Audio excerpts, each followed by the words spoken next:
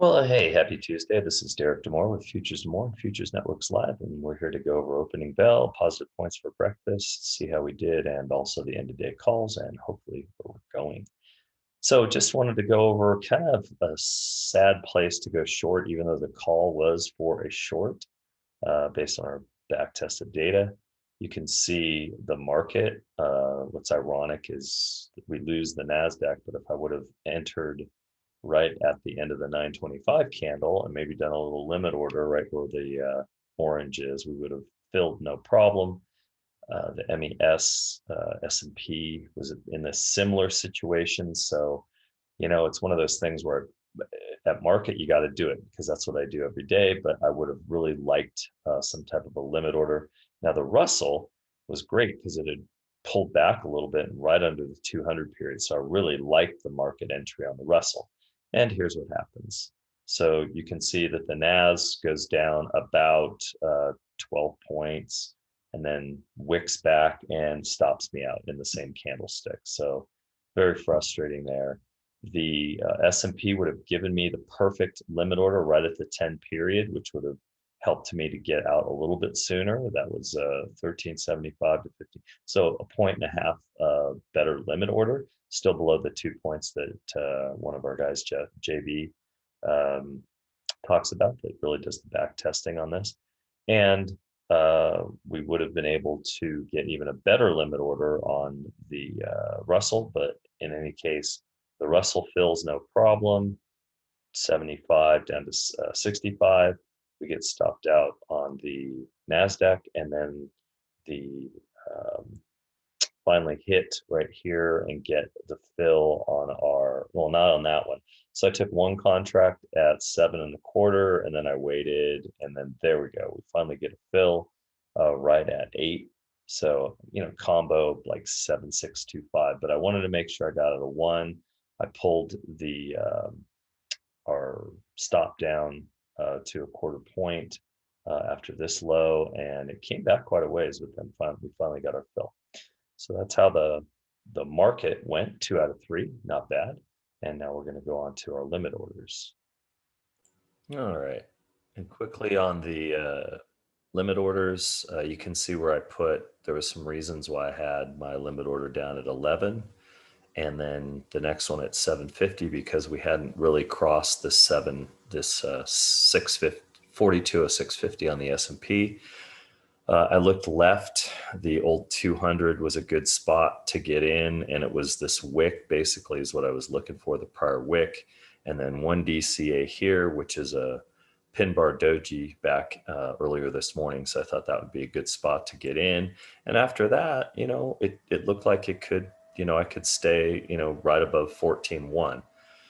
On the Russell, the reason why I picked this is you can see looking left, I pull back and then it could have just ran down. So I'm like, I don't really want a DCA in that kind of mess. Although I think I really could have made some profit off of that. And so we'll kind of see what happens as we go forward here. So we did this, and you can see the NASDAQ, I didn't get into my DCA, but I made the 24 points. On the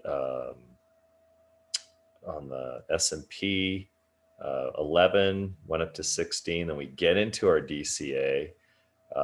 We hung out. We just barely wicked there, and then we did fine after that. So our average was 0950. I actually took on this wick that went up, I actually got out at 15.25. No, sorry, 1550. So 0950 to 1550. So that's 6 points. And then I pulled my stop up, and then we ended up getting 1750. So we got our 8. So a total of 7 there. We got our 24, and then we stopped out on the Russell 2771. We stopped out at 66. So it would have been really close. Yeah, probably not a wise. I could have DCA'd at 66. It would have pulled back and come all the way back and give me 2.5 points, but that's kind of risky. So I'm glad I didn't do that. So that was the how that all went down. And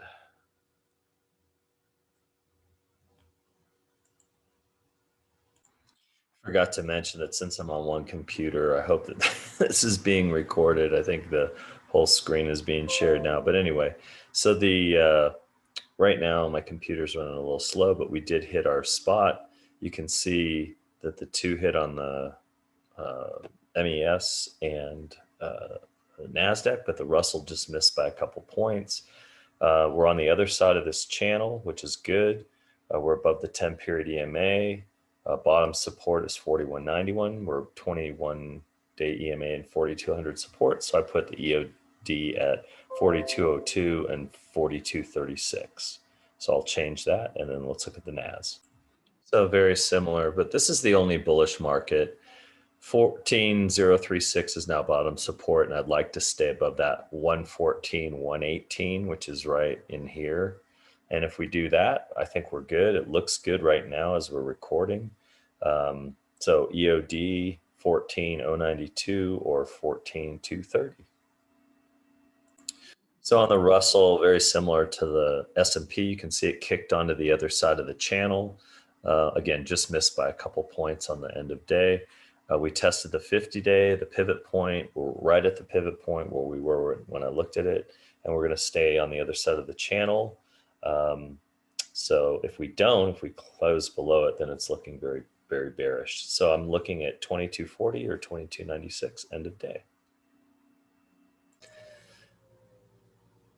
And here are the totals. We've got, for the market, we've got where we had a little over 5.5 points and 128 and 1282 currency units, micro and mini. And then on the limit orders, we got into 4 contracts on the S&P, we got into 2 on the NAS, and we lost the Russell.